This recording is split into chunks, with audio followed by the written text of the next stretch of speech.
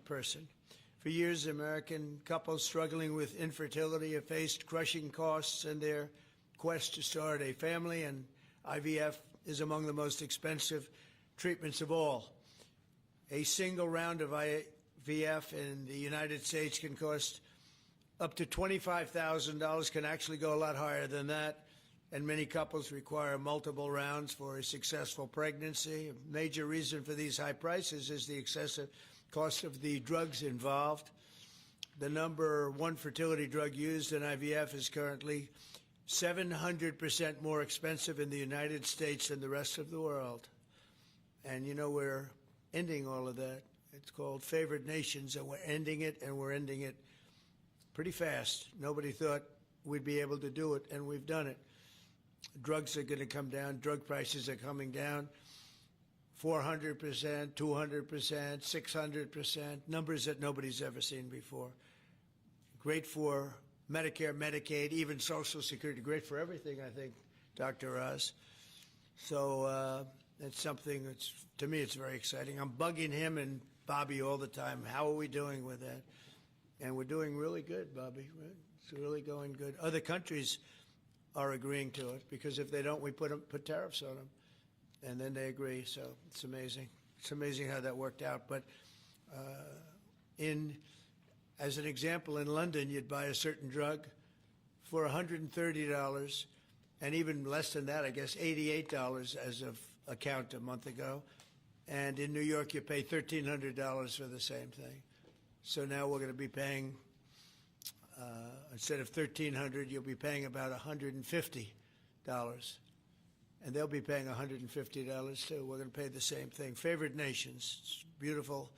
It's a beautiful thing. And we've been ripped off by the whole world for a long period of time. One of the most popular fertility drug regimens costs over $5,000 per cycle, as an example. Wow. Largely as a result of these unsustainable prices, 70% of the employers do not offer insurance that covers IVF.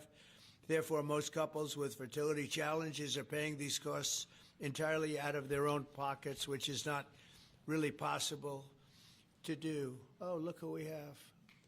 Look at that, the great Maria Bartiromo. I didn't know. Did you get put into the regular pool pack? That's very good. Yeah, that's good. Nice to see you. I'm doing an interview with her in a little while. In the Trump administration, we want to make it easier for all couples to have babies, raise children, and start the families they've always dreamed about. That's why today I'm pleased to announce that after extensive negotiations, EMD Serrano, the largest fertility drug manufacturer in the world, has agreed to provide massive discounts to all fertility drugs they sell in the United States, including the most popular drug of all, the IVF drug Gonal-F. So it's Gonal-F. Is that a proper pronunciation? Very Close well enough, done. right? Very well done. Gonal-F. As part of this agreement, EMD Serrano will list their fertility drugs online at trumprx.gov at very, very heavily reduced prices, prices that you won't even believe. And ultimately, that's because of the favored nations. In addition, the FDA will be working with the company to expedite review and approval of another common fertility IVF drug, and currently it's selling in Europe. It's Pergoveris. Pergoveris. And that's a sound nice name. Pergoveris. Why can't you name them nice, simple names? Nice, easy names. Doesn't matter. If it works, that's all we care about, right? Upon approval, this drug would directly compete against a much more expensive option that currently has a monopoly in the American market, and this will bring down costs very significantly. And the other one's going to have to come down also. Finally, EMD Serrano has agreed that all future drugs and everything that it develops and sells in the United States will be offset at most favored nation prices. I've been after this for a long time. And we started the process in the last administration, and then we had a little thing called COVID that came up. We had to focus on that, did a good job on that too. And they'll bring a significant portion of their drug manufacturing back to the United States. So they're going to bring it largely back into the United States, and that's for a lot of reasons, but primarily because of the election result, November 5th, and maybe most importantly because of the tariffs, because if they do it here, there are no tariffs. So we're going to be very close, I think, by the end of this year. We're going to be very close to $20 trillion in investment. As an example, the Biden administration had less than $1 trillion, substantially less than $1 trillion for 4 years, Maria. Can you imagine? 4 years, less than one. We're going to break $20 trillion of investment, and we're already over $17 trillion, and that's in 8 months. Can you believe that? And he was at less than $1 trillion. And in addition to that, he had open borders, allowing millions of people to pour in. What an administration that was. Worst president in history, by far. As a result of these actions, the per-cycle cost of drugs used in IVF will fall by an estimated 73% for American consumers, and the numbers are going to actually be very substantially higher as time goes by when it really kicks in. For most of, I mean, think of those numbers. You know, I told the story last time because we were with Pfizer, and Pfizer's doing something very similar. But I told them that my first term, I was so proud of myself because I was the first president in 28 years where drug prices went down for the year. And you know what they went down? 1/8 of 1%. But I was so 1/8 of 1%. Now I'm getting them down, Maria, 500, 600, 800%. In some cases, even more than that. It's hard to believe. But I was proud. I said, oh, wow, I'm the first one. 1/8 of 1%. And I was proud of that. Now I realize, and I called a news conference. Some of you were at that news conference, actually. And I said, ladies and gentlemen, congratulations. We've gone down by 1/8 of 1%. And now we're going down 500, 600, 700, 800%, Richard. So it's really something. For most administrations and all of the people involved in this kind of thing, this action would be a crowning achievement of their agenda for fertility health. But for us, it's really just the beginning. It's just a start. It's one of many things we're doing. Today, we're also taking historic steps to vastly expand access to insurance coverage for fertility care, including IVF, something that, as you know, was not covered. Effective immediately, for the first time ever, we will make it legal for companies to offer supplemental insurance plans specifically for fertility. That's never been done before. We're signing it in today with what we sign. Americans will be able to opt in to specialized coverage just as they get vision and dental insurance. They're going to get fertility insurance for the first time. So I don't know. I don't know how well these things are covered. I see the Democrats like to take credit for all of the things we do. We do the things and they take the credit. But I figure if you do enough of these, eventually people are going to figure it out. The Democrats have done nothing. This will make all fertility care, including IVF, far more affordable and accessible. And by providing coverage at every step of the way, it will reduce the number of people who ultimately need to resort to IVF because couples will be able to identify and address problems early. The result will be healthier pregnancies, healthier babies, and many more beautiful American children. It's a big factor. It's a big deal. I'm asking all employers to make these new fertility benefit options available to their employees immediately. The initiatives I've just announced are the boldest and most significant actions ever taken by any president to bring the miracle of life into more American homes. And I will say Katie was great. As you know, she's a great senator from Alabama. She's the first one that told me about this. I had not known too much about it, and we worked very rapidly together, didn't we, though? Mr. President, you We had everything passed, and Alabama then took care of it and passed it. Within a week, everything was done. Really, it was something. So I want to thank Katie, Brett. There's no deeper happiness and joy of raising children, and now millions of Americans struggling with infertility will have a new chance to share the greatest experience of them all. So I'd like to thank all of the people that are here, and I think we'll start with Dr. Oz and Ms. Horn. We'll go through the list and we'll listen. And yesterday I did this, and I stood for about an hour and a half as people spoke. And I said, this time I'm sitting right there, and I'm going to watch you. I stood for an hour and a half like this. I said, you got to be kidding. Here we go. It was one after another, and it was wonderful listening to him. But I said, if I have to do this every day, Bobby, should I stand or sit? Thank you, Bobby. Please, Dr. Oz. Okay. Mr. President, I'm going to jump in here real quick. I want to start by thanking President Trump. Sir, from the very first phone call we ever had, your support was strong. It was steadfast. It was unwavering. And because of you, millions of Americans are going to have a greater opportunity to bring the greatest gift, in my opinion, life into this world. Your support, your administration's support, it's a game changer. All of us here today are aligned. This is a celebration of life. It's a celebration of parents. It's a celebration of families. And it's a celebration for those people who want to one day be parents themselves. I think every parent can attest, and I certainly do myself, that the greatest gift that God has ever given me is the ability to be a mom. We want more people to have that opportunity. We want to make that easier and more affordable. IVF is what makes the difference for so many families that are facing infertility. So you've seen the numbers. It's either 1 in 8 couples, or some people say as much as 1 in 6, are actually experiencing issues with fertility. It's 9% of males and at least 11% of females that are facing these challenges as they work to build their family. The recommendations today that President Trump has set forth are going to expand IVF coverage to nearly 1 million more families, and they're going to drive down cost significantly. Mr. President, this is the most pro-IVF thing that any president in the history of the United States of America has done.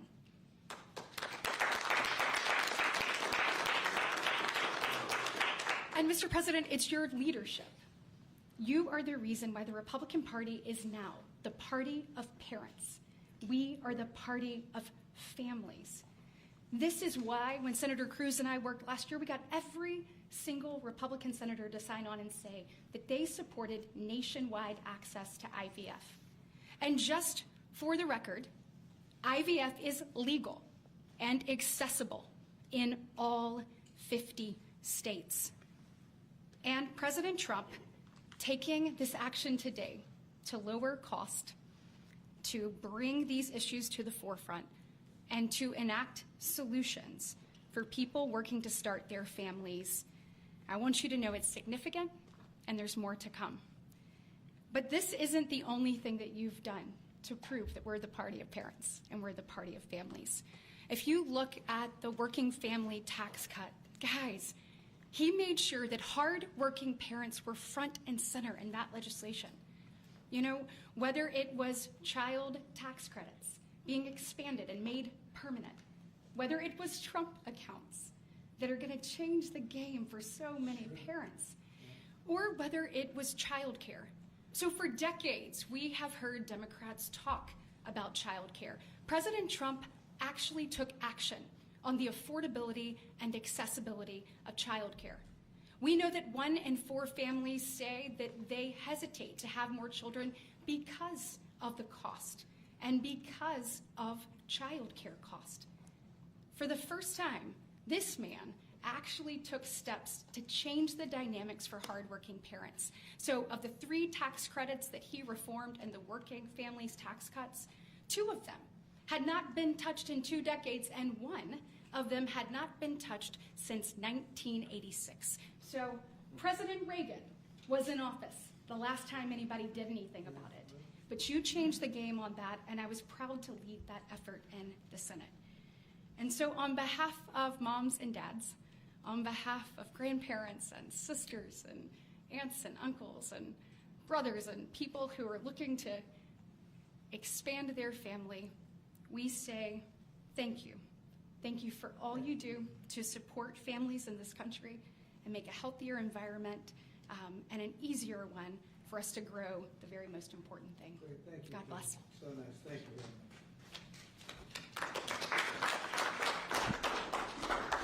So let's set the stage. Put it in perspective, 2 weeks ago, as President Trump alluded, a leading U.S. drug manufacturer came into this room and agreed to do something none of us thought was possible. A most favored nation agreement with numbers, again, inconceivable. Last week, a company from Europe, a global leader in the pharmaceutical sector, came to this office, made the same kind of commitment for most favored nation pricing, again, because the president insisted on it and was persistent, and he alluded to the fact that he was calling Secretary Kennedy and me quite a bit. He definitely was, with great insights into the process, and would not hold back. But I think what you're seeing today is something even larger. It's larger because we're now showing that MFN is a tool that can get other initiatives going as well. We are revealing perhaps the most important MFN opportunity at all, because it's about procreation. It's about babies. It turns out that MFN is a tool for a lot of things, and it goes without saying that you get the drug pricing down, but lots of other business necessities become possible when that occurs. So Secretary Kennedy and I, who's a wonderful leader, talk frequently about family. I think the reason he's a great leader, and the president as well, is because they have large families, and they take pride in the joy that it gives us. But many families, as Senator Britt alluded, do not have the ability to have children. But it turns out that it's about 1 in 3 families, a much higher number, that don't have the number of babies they desire. They're under-babied. So this president committed to address that during the campaign, and he is delivering on that today in a way I don't think anyone thought was possible. We are opening the door with MFN pricing and tariffs that support it, Secretary Lutnick, with a new approach to make reproductive medicine more affordable for Americans. Now, I know what you're all thinking, and you're probably right, there are going to be a lot of Trump babies. I think that's probably a good thing. But it turns out the fundamental creative force in society is about making babies. It's about creating. And this country, the one that President Trump is leading so beautifully, has been a country of abundance, not scarcity. To have abundance, you have to address the fact that we had 3.6 million babies last year, which is beautiful, 3.6 million miracles. That's 500,000 less babies than we would ideally have had, even to replace our current population. Building on the success of the last 2 weeks, our team, led by the head of Medicare, Chris Klump, who's standing over there, and Ina Hernandez, have negotiated a spectacular MFN deal to reduce the cost of IVF drug prices by $2,200 a cycle. That's nearly half of the price that it had been. The most prescribed drug in this category in America, made by MD Serrano, is described over here. And you'll notice, President Trump, these are discounted from $242 to $10. I don't know what the math is on that. We can't even calculate it. A lot. It's a lot. It's too high to calculate without a more studied approach. But I give it up there because that number of $10 will apply for every American who earns less than $115,000 a year. That's 70% of the American people. The remaining folks who are able to make more will have to pay a tiny bit more, but it's still most favored nation pricing, no different from what the Europeans are willing to pay. Now, to make this deal happen, Chris and Inma had to do something special. They had to actually not just get the drug price down, but get the middlemen to let it go as well. And Mr. President, we've met with the middlemen in the past. They're now joining the MFN movement. I want to thank Express Scripts Freedom Pharmacy and then CVS's Specialty Pharmacy, because they were willing to stand up and do the right thing for the American people by answering the president's call and slashing their prices. Now, this announcement also encompasses a remarkable move from Marty Makary. And Marty Makary is, of course, the leader of the FDA, but he has ongoing efforts to accelerate their approval of innovative medicines that will further reduce the price and make this whole process more seamless for the American people. Now, you're about to hear about a spectacular new program that's been alluded to. But one of the architects of that program, Heidi Overton, Deputy Director of the White House Domestic Policy Council, is going to take us through the exciting details of what this is going to offer for the American people, especially those who are in the workforce. But first, we think you should hear from Libby Horn. Libby is EMD Serrano's head of fertility. She brings both professional expertise and a personal connection to this work. She has 3 beautiful daughters, and she has personally benefited from reproductive medicine that has shaped her family. And her company made today's spectacular MFN pricing possible. Libby. Thank you, Dr. Oz. Thank you, Mr. President. Today, we gather on this national stage to celebrate a historic step forward in expanding access to fertility treatments for those who need it most. Mr. President, thanks to your leadership and the tireless efforts of your team, this is a momentous day for Americans who struggle but remain hopeful to build their families. Infertility is on the rise in our country. 1 in 8 couples face infertility. This isn't just a number, it's real lives, dreams, and aspirations of hardworking Americans. The teacher who goes to school each day, surrounded by children, but aching for children of her own. The firefighter who puts his life on the line, but can't create the life he wants at home. The consequences of these challenges can take significant tolls. Some of you watching today have given up or are frustrated because access to IVF treatments has been out of reach. That's why expanding access to IVF has been an issue of great importance to the President. He made this clear in his executive order declaring the administration's goal of supporting American families by enabling access and eliminating barriers to IVF. Today, EMD Serono is proud to help President Trump deliver on his promise to you. Thanks to the President's leadership, EMD Serono has worked alongside distributors and other partners to help more families have access to services and innovations that are consistent with other countries. Through our partnership with the administration, we are proud to announce that Americans will have access to our leading IVF therapies for an 84% discount off list prices. Thank you, Mr. President. Thank you. Thank you for making this possible. Thank you very much. That's great. Fantastic. For more than 40 years, EMD Serono has been a global leader in fertility. Our science was instrumental in the birth of the first IVF baby in the US, and we've helped to bring more than 6 million babies into the world since then. Our purpose is to help create, improve, and prolong life. That means discovering more medicines and bringing them to patients faster. FDA Commissioner McCary has made it a priority to ensure that Americans have access to the world's most innovative treatments as quickly as possible. To that end, EMD Serono is filing a new IVF therapy called Pergoveris for review under the FDA Commissioner's National Priority Voucher Program. If approved, Pergoveris would combine 2 key reproductive hormones in synergy designed to mimic reproductive physiology. This therapeutic option could mean fewer injections, fewer copays, and lower self-pay cost, all of which make a real difference in the IVF patient experience. In closing, on behalf of EMD Serono, I want to send my heartfelt thanks to President Trump and the entire administration for their leadership and vision in this critical area of healthcare. Together, we will make a difference in the lives of countless families across this nation and uphold our long-standing legacy of creating life. Thank you.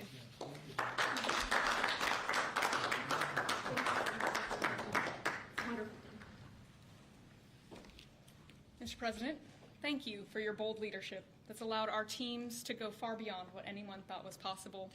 On behalf of the Domestic Policy Council and Vince Haley here, we would like to also thank all the agency partners and the stakeholders that we worked with to get to the solution today that will make a real impact for families.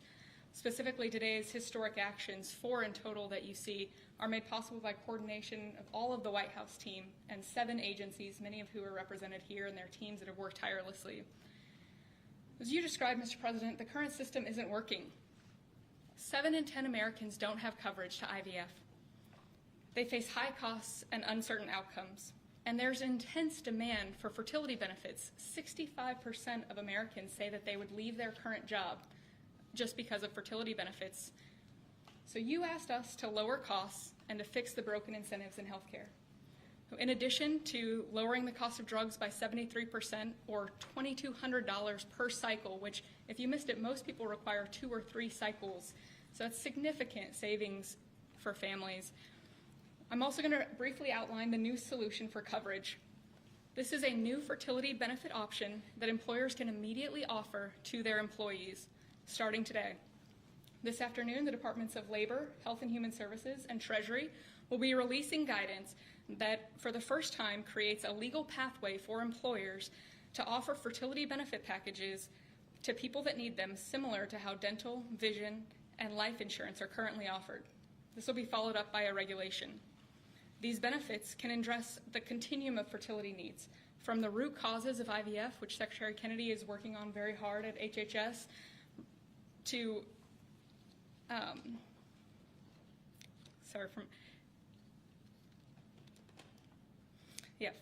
it'll be a coordinated package that does not exist in traditional health insurance today.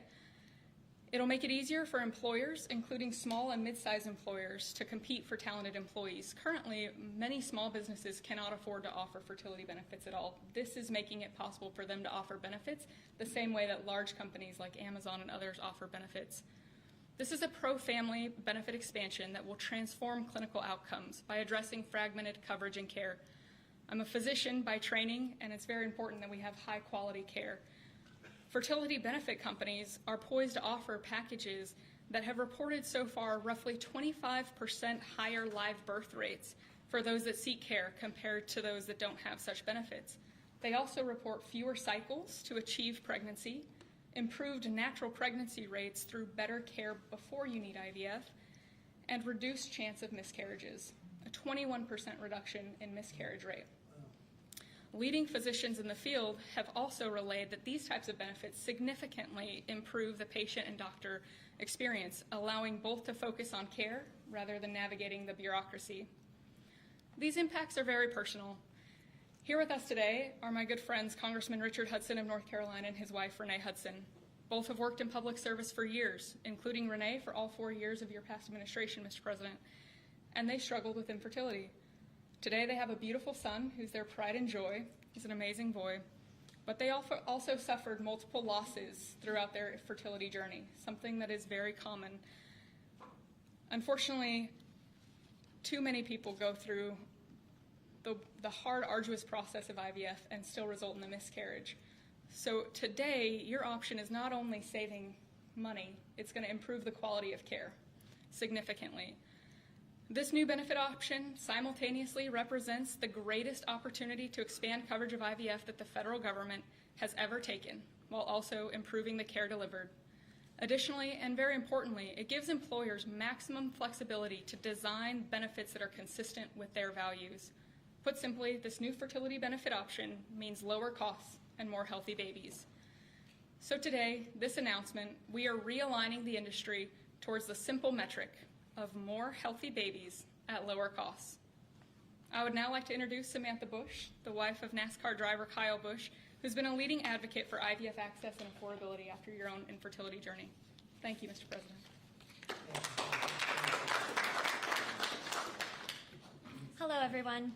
My husband, Kyle, and I battled infertility for over a decade before being blessed with our 2 beautiful children, Brexton, who's 10, and our daughter, Lennox, who's now 3. But our journey was long and painful. We faced 6 rounds of IVF, multiple miscarriages, multiple failed cycles, and countless moments of heartbreak. We faced the roller coaster of hope and devastation that so many families know all too well. Through it all, we held on to faith, each other, and the belief that somehow, someday, God would turn our pain into purpose. We also saw firsthand the staggering financial burden that comes with infertility treatments. Sitting in the waiting room of our fertility clinic, we overheard another couple quietly say that money was the only thing standing in their way of having their family. In that moment, Kyle and I looked at each other, and we knew God was planting a seed in our hearts, a calling to take action.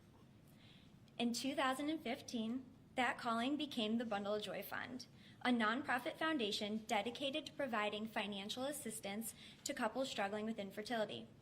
What began as a small act of faith has now grown into something far greater than we could have ever imagined. To date, we've granted over $2 million directly to individuals, helping them pay for their IVF treatments, and we've celebrated the birth of 108 beautiful babies through our fund.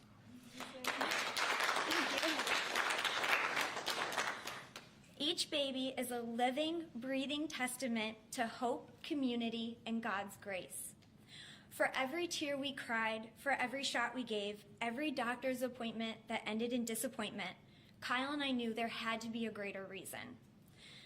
This was God's plan for us, to use our journey to advocate, empower, and be the voice to those battling in silence. Over the past 12 years, we've worked hard to raise awareness, erase stigma, and bring hope to the 1 in 6 couples that will face infertility. Infertility can be incredibly isolating. It can leave you questioning your faith, your body, and your future. But it can also reveal a strength that you never knew you had inside of you. It can deepen love, it can bring couples closer together, and it unites people through a shared struggle. Our goal has always been to show others that they are not alone, that there is a powerful community of infertility warriors behind them. Today, seeing President Trump acknowledge infertility on a national stage is profoundly moving. It's no longer a whispered conversation behind closed doors. It is a recognized, validated struggle that so many families have to endure. His leadership reminds us that those in positions of power can make real and lasting changes for generations to come. Their willingness to bring this issue forward shows that they not only hear our community, but they truly care about us. Thank you, Mr. President, and to your family for shining a light on infertility and for standing by couples like Kyle and I, for standing by couples who only want to hear the words mommy and daddy, who want to watch our children open their Christmas presents on Christmas morning, who want to see the world anew through the joy in their kids' eyes. Your acknowledgement honors the power of family, faith, and love, the very values that make America the greatest country in the world. It's proof that when promises are made and promises are kept, lives are changed forever. Thank you, Mr. President.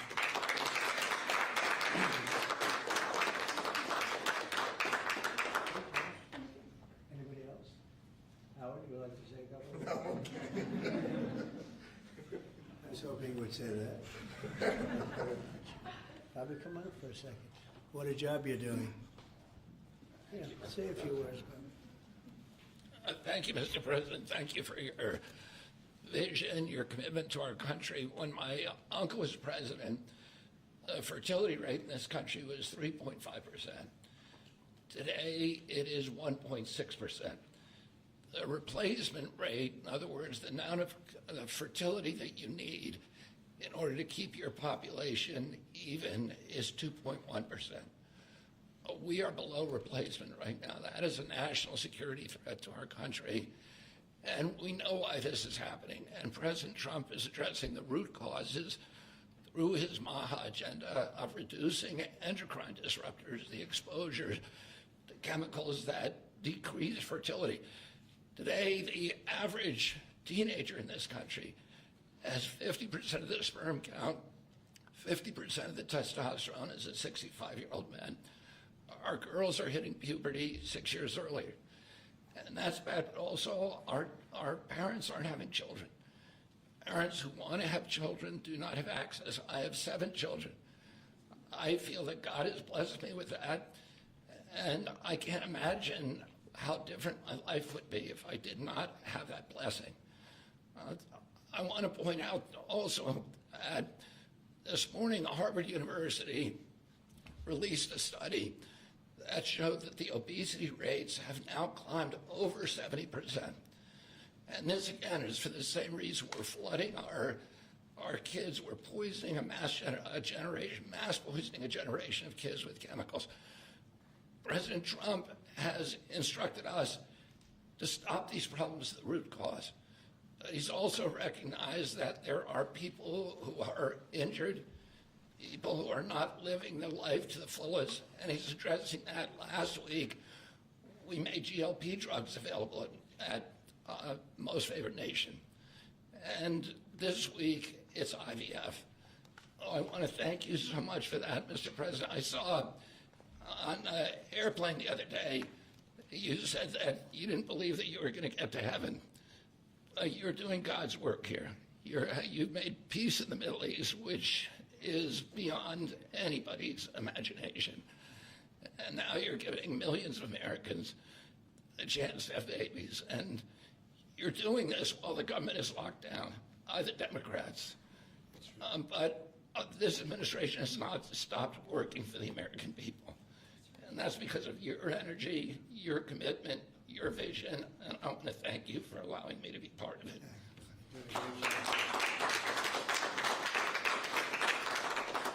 And he's doing a great job. And by the way, Kyle is fantastic. So excited. He's got a lot of courage.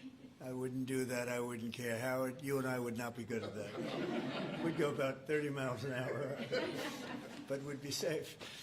Anyway, so thank you very much.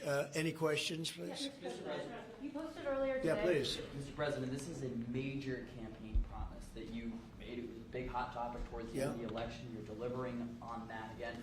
I actually had a question for Secretary Kennedy or Dr. Heidi. Dr. Heidi, you said something that I thought was really important. You talked about how this coverage option, this benefit option, gives companies the maximum flexibility to design benefits consistent to their values. I was wondering if either you or the President could expand on that and talk about why that's an important thing to understand about this program. Thank you. It's a great question. We think that employers are best situated to know what them and their employees want to contribute to in relation to their benefits. So employers are going to be able to decide how to cover the root causes of infertility, things like obesity, metabolic health, and other things that are impacting infertility. And also, if they want to encourage their employees to see certain types of doctors, and they can work with providers that are identifying the highest quality fertility providers. And so it puts them in the driver's seat, and our view is that we want employers to be the ones that can make those decisions, not the government. Thank you. All right. That's a good answer. Yeah, it was. That's a very good answer. Yeah, please, go Mr. ahead. President. Mr. President, previously you did not seem to be bothered regarding Hamas cracking down on what you called gangs. Actually, What? couple of gangs. And today you issued a threat against Hamas on Truth Social. What has changed? And what was since then? said?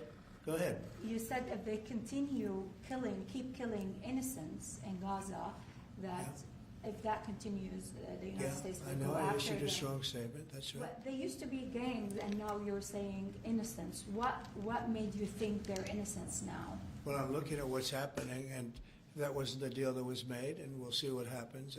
It's calmed down. It's a tough neighborhood. We know that. We have a commitment from them, and I assume they're going to honor that commitment. I hope they do.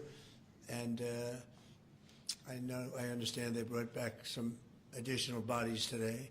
It's a rough deal when you think of it, right? Very rough. We have our hostages back completely. We were very lucky with that. But it's a tough situation. They brought back bodies today, as you probably know. But they also said they're going to behave. We're going to find out if they behave. If they behave good, if they don't behave, we'll take care of it. Yeah, please. Following up on that, Mr. when you President, I didn't said, say you. Mr. President, You you CNN fake news. Go you ahead. said in your post that if they kept killing people in Gaza, we would have no choice but to go in and kill them. So do you mean U.S. forces would go in and take out No, I Hamas? didn't say who would go in, but somebody will go in. So who is leading? It's not going to be us. We won't have to. There are people very close, very nearby that will go in. They'll do the trick very easily, but under our auspices. Could I follow up? You also posted about your call with President Putin today, and you spoke about the meeting in Hungary with him. Do you have a timeline or a date set for when? Yeah, I would say within 2 weeks or so, pretty quick. Marco Rubio is going to be meeting with his counterpart, as you know, Lavrov, and they'll be meeting pretty soon. They're going to set up a time and a place very shortly. Maybe it's already set up. They've already spoken. And I thought it was a very good phone call. I thought very productive. But I'll be meeting with President Putin, and we'll make a determination. Tomorrow I'm meeting with President Zelensky, and I'll be telling him about the call. I mean, we have a problem. They don't get along too well, those two, and it's sometimes tough to have meetings, so we may do something where we're separate but equal. We'll meet and talk parties, but this is a terrible relationship the two of them have, and it's one of those things. I've seen things that nobody would believe, but this is one of them. So we're going to be meeting in Hungary. Viktor Orban is going to be hosting.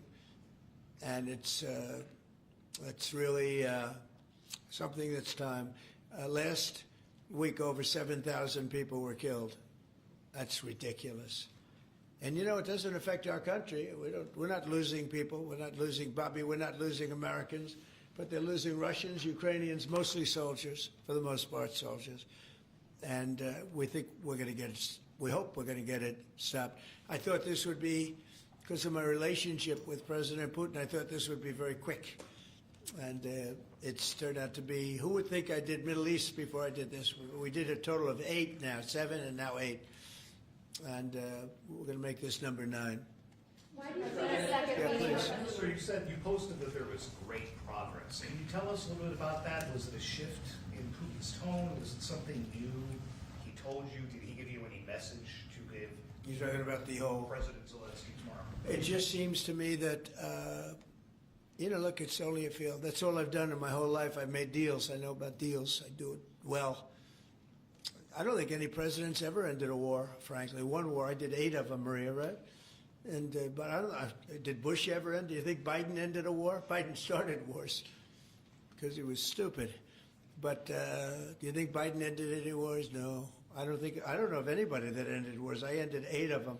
It's going to be 9. I think we're going to have this one done, hopefully soon. But I'll be meeting him probably over the next 2 weeks. First, Marco is going to be meeting. And the vice president, as you know, is very much involved. The whole team is involved. Steve Witkoff will be involved. Yeah, please. What did you tell him about the Tomahawks? Did you About discuss the Tomahawk missiles? Did you discuss? Well, we talked about it a little bit. Didn't say much, but I do say to you, you know, we need Tomahawks for the United States of America, too. We have a lot of them, but we need them. I mean, we can't deplete for our country. So, you know, they're very vital. They're very powerful. They're very accurate. They're very good, but we need them, too. So I don't know what we can do about that. Mr. President, Why do you think a second meeting with Putin? Why do you think a second meeting with Putin now will yield different results? Well, I think Alaska actually set a stage, and that wasn't very long ago, but it set a stage. You have to understand, I came into this situation. I didn't start this war. This is a Biden deal, and I came into it, and it was a mess. It could have led to World War III. In my opinion, this could have led to World War III. That won't happen, but it could have.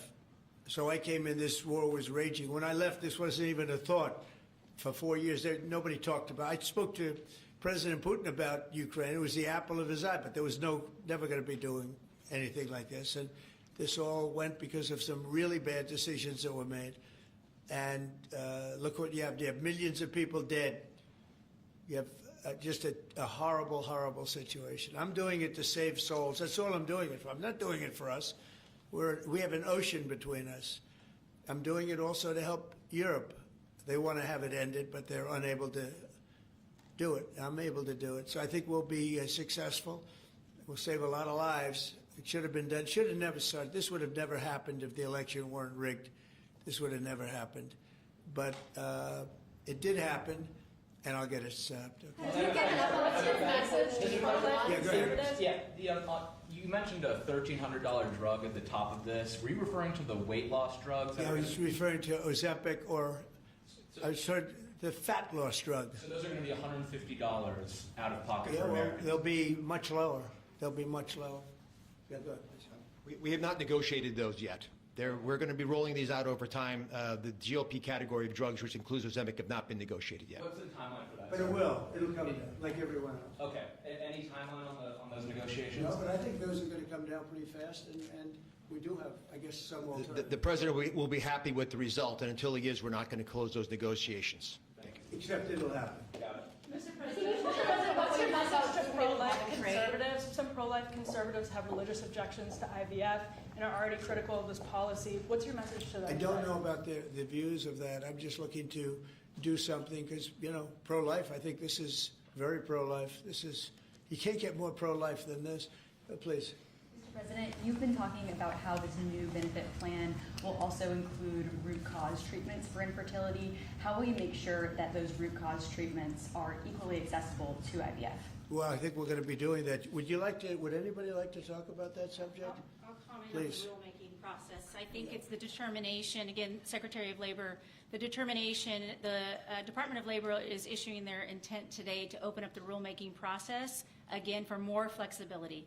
Anytime that you have a president who's leading when you can offer more access to health care at a lower rate is a benefit to the American people and to the end user, and that's exactly what he's doing. And so you heard before that through the Q&A guidance that was issued today with the other agencies, that will give guidance to our employers and the employees about what the flexibility of that is, and then again, opening that rulemaking process for further determination of the access that can be had, offered in those benefits for all different types of healthcare access is the goal of the Department of Labor. Good answer. Thank you. I like this better. They can do better than me. Yeah, please. Do you think Good we job, can Larry. see- You know, you're doing a fantastic job. Thank you, Mr. President. I shouldn't tell, I won't say it, but I will not say that she was recommended by the Teamsters. Can you believe it? And she's turned out to be a gem, an absolute gem. You're doing a great job. Thank you very much. Mr. President, John Bolton was just Do indicted. you think we can see your deal-making skills applied to the government shutdown anytime soon? Well, look, I mean, all we want to do is just extend. We don't want anything. We just want to extend, live with the deal that they had. They want to spend $1.5 trillion on illegal immigrants, and they want to destroy health care for everyone else, and it's crazy. It's crazy. People that are here illegally, they want to spend $1.5 trillion. So we're just not going to do it. No, we have to take care of our health care. Now, we're doing that today, and we're doing it with, favored nations, and most favored nations. Your costs are going to be dropping greatly. And I'm really I'm really happy that it's at the beginning of my administration, because I did insulin and got it down to like $25, but it doesn't kick in. It didn't kick in for 2 years by statute, so it couldn't kick in. And I said, boy, I hope I win this election, because if I don't, somebody else is going to take credit for it, Bobby. And sure as can be, Biden said, he didn't even know what the hell was happening, and it was a hard thing for me to do. I got insulin way down. What was it before that? It was just massive. It was impossible to afford. And sure as can be, because it was statute, it couldn't have been earlier. I said, boy, this falls into the next administration. I better win. And all of a sudden, I watch this Biden taking credit for something that I did, and on other things too. We had a lot of things kick in. So the nice part about this is at the beginning of our administration, so I think we're going to see the fruits of our labor. And I hope on our other situation that we've talked so much about, autism, I hope we're going to see some very good results based on the recommendations that we made. And, we have time to watch those results. Mr. President, John Bolton was just indicted by a grand jury in Maryland. Do you have a reaction to that? I didn't know that. You told me for the first time, but I think he's, a bad person. I think he's a bad guy. Yeah, he's a bad guy. It's too bad, but that's the way it goes. Have you reviewed the case against him? That's the way it goes, right? That's the way it goes. Will I what? Have you reviewed the case against him? No, I haven't. But I just think he's a bad person. Okay, anybody else? What's the timeline for the IVF drug through the National Commissioner Priority Review Voucher? Dr. McCary? What do you think, Doctor? Yeah. So, first of all, the National Priority Voucher Program says we're going to proactively at the FDA look for amazing treatments like this IVF treatment. We're going to reach out to the companies, and if it's in line with the president's national priorities, we're going to put those drugs at the front of the line and get a decision out in weeks instead of a year.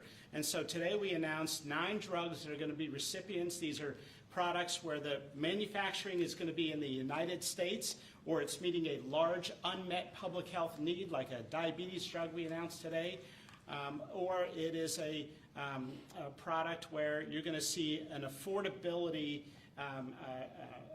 phenomena because the prices are getting equalized in line with the president's most favored nation status goal. Wow, that's good. Why didn't I have him speaking? So could have saved a lot of time. Thanks, man. I'm not surprised. Yeah, please. Yes, thank you, President. So Senate Majority Leader John Thune today said he'd like to proceed with the bill which would put sanctions on Russia. What's your thought on that? Well, we're going to see. He doesn't know about the call yet. I'm going to speak to him later. And it was subject to what I wanted to do. And so we'll see what happens. This may be such a productive call that we're going to end up, we want to get peace. We want to stop the killing. 7,000 people a week. Can you believe it? We want to stop the killing. So I'm going to speak to him and the speaker, Mike Johnson. I'll speak to them a little bit later, and I'll tell them about this, and we'll make the right determination. I'm not against anything. I'm just saying it may not be perfect timing.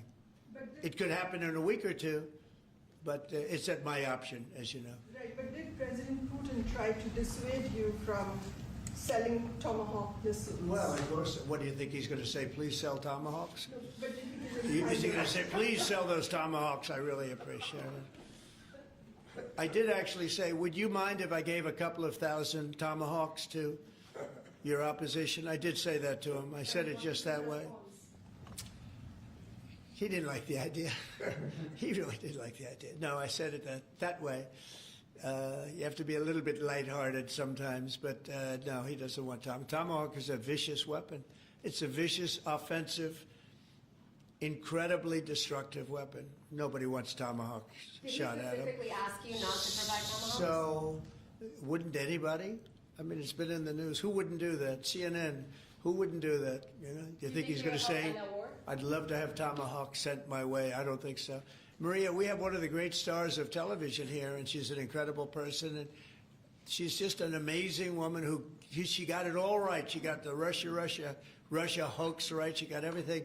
Would you have a question?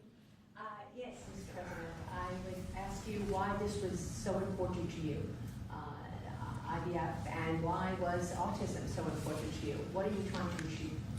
Well, autism is like a whole different thing. When you look at, it was 1 in 20,000.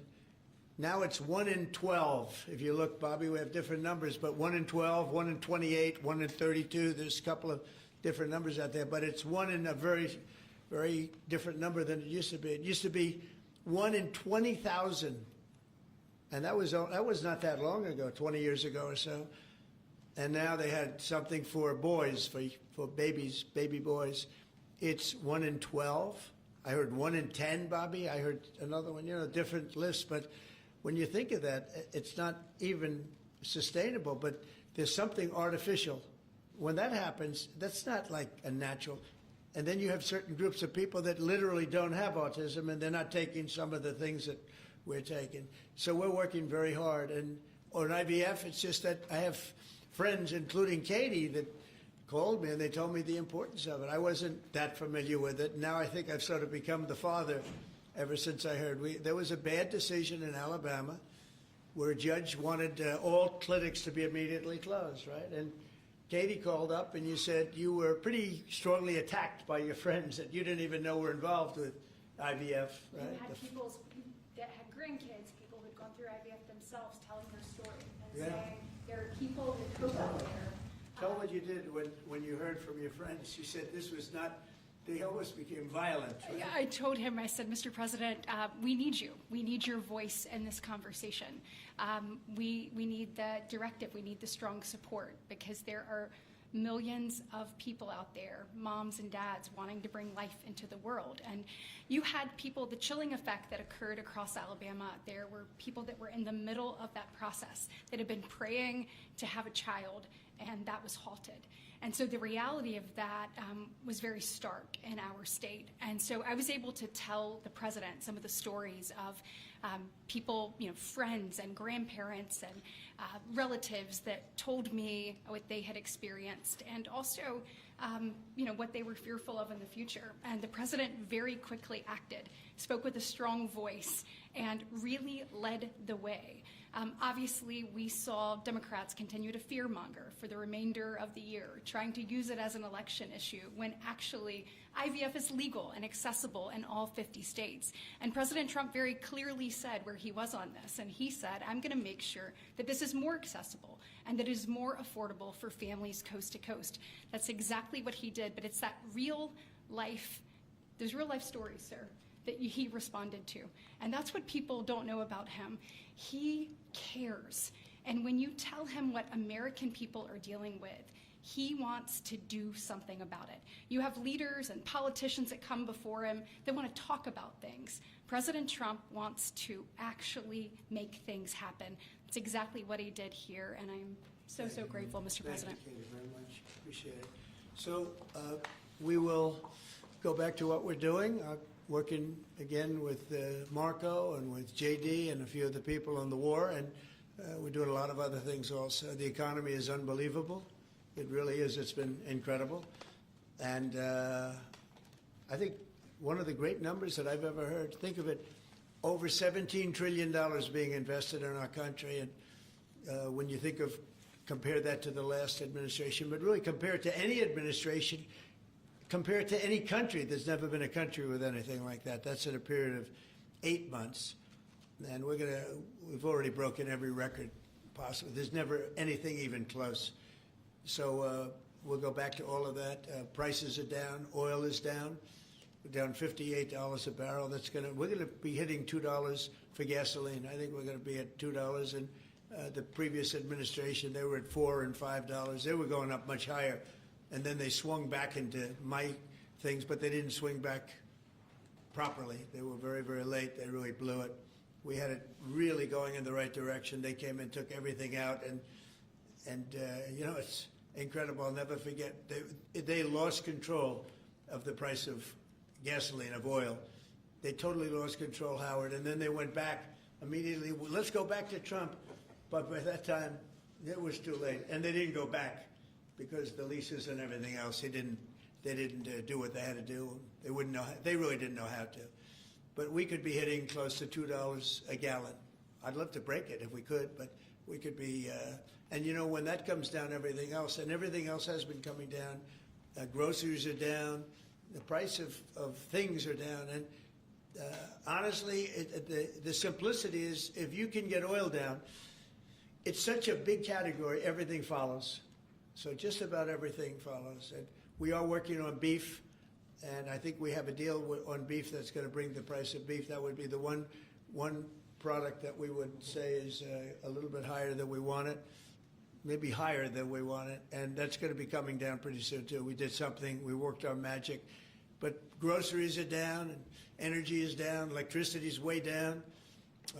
We have the prices coming down for people. They were abused for 4 years by the Biden administration. Thank you very much, everybody. We'll see you soon. Thank you. Changes to the IRS. Thank you, Press. Let's go. Right on, guys. Thank you, guys. Thank you. Thanks, guys. Thank you, Press. Thank you. Thank you, guys. Thank you. Thank you. Thank you, guys. Thanks, Press.